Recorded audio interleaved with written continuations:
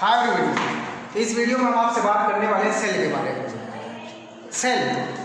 Cell means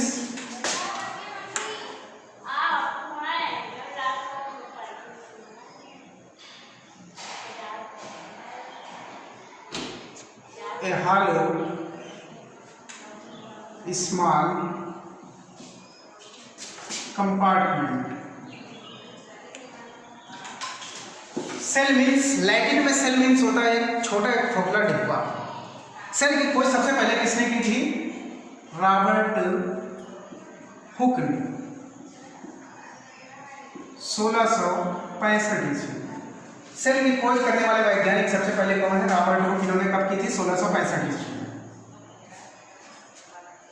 Robert Hooke ने जब सबसे पहले सेल को देखा था तो इन्होंने सेल के अंदर इनको कुछ भी नहीं दिखाई दिया था, क्योंकि उस समय इनकी माइक्रोस्कोप इतनी अच्छी नहीं थी कि ये सेल के अंदर कुछ देख पाते। इनको केवल मधुमक्खी के छत्ते के समान हेक्सागोनल 6 कोने वाली संरचना दिखाई दी, तो इसलिए इन्होंने इसका नाम रख दिया, ये क्या है? सेल। स्टूडेंट, आपको पता होना चाहिए कि पूरी दुनिया में जितने भी जंतु हैं, जितने भी जंतु पौधे हैं, जंतु और पादप हैं, वो सभी के सभी कोशिकाओं से मिलकर बने हैं, सेल से मिलकर बने होते हैं। चाहे वो प्लांट हो या एनिमल हो, चाहे वो छोटा सेल हो या चाहे वो छोटा जीव हो या बड़ा जीव, सभी के सभी पादप और जंतु कोशिकाओं से मिलकर बने होते हैं। अगर आपसे कोई पूछता है सेल कहाँ पाई जाती है, तो आप बताएंगे सभी जंतुओं और पौधों का शरीर कोशिकाओं से मिलकर बना होता है, सेल से मिलकर बना होता है। तो बात करते हैं सेल। सेल किसे कहते हैं? Cell is the structural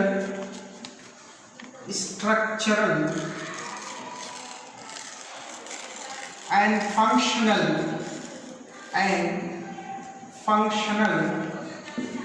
unit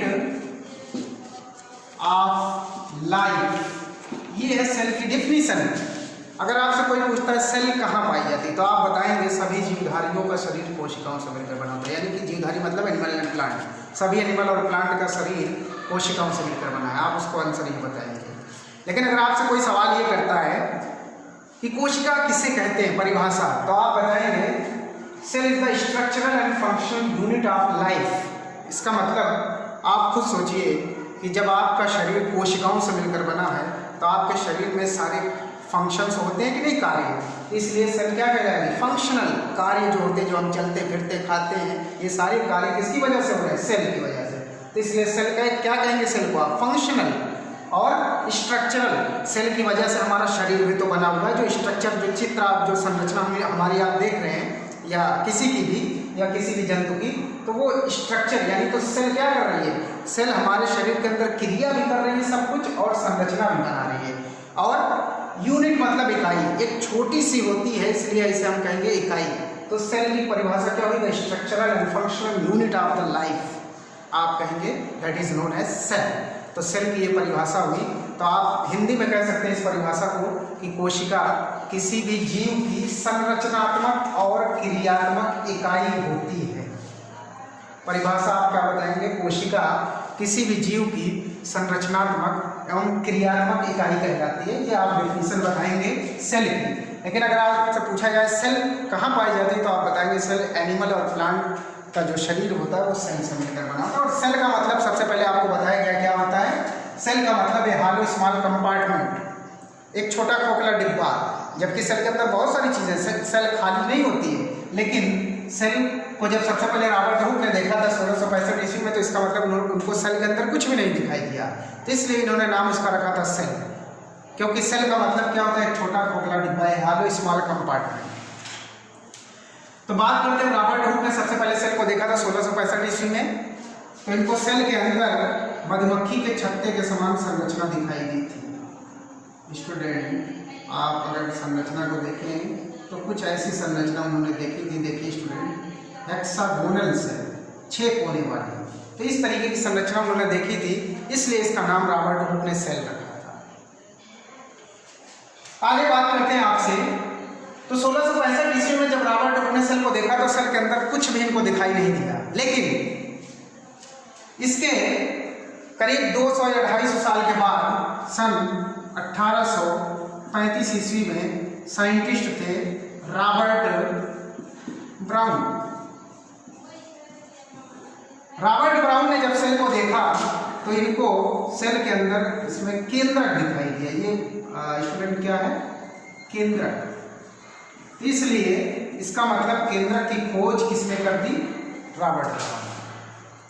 तो सेल के अंदर जो केंद्रक पाया जाता है, जो न्यूक्लियस पाया जाएगा, उसकी खोज किसने की? रॉबर्ट ब्राउन ने। अगर आपसे सवाल किया जाए केंद्रक की खोज किसने की, तो आप बताएंगे किसने की? रॉबर्ट ब्राउन ने। फिर जैसे जैसे टाइम आगे बढ़ा और भी साइंटिस्ट ने सेल को देखना शुरू किया, तो कुछ एक और साइंटिस्ट थे, उनका नाम था फेलिक्स डुजार्डिन। इन्होंने देखा सेल जैसे यहाँ केंद्र तक खोज हो चुकी है, तो इन्होंने देखा कि इसके अंदर और बाहर, केंद्र के अंदर और ये बाहर तरल पदार्थ भरा हुआ, जिसका नाम इन्होंने दोनों को रखा क्या है? ये सारकोड।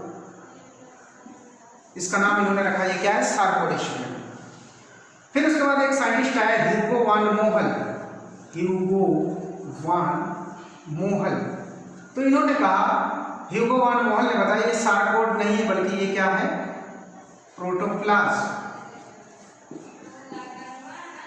प्रोटोप्लाज्म, इसकी हिंदी होती है जीव द्रव। तो स्टूडेंट इन्होंने बताया ह्यूगो वान मोहल ने कि जो केंद्रक के अंदर भरा हुआ और केंद्रक के बाहर, ये सारकोड नहीं बल्कि क्या है?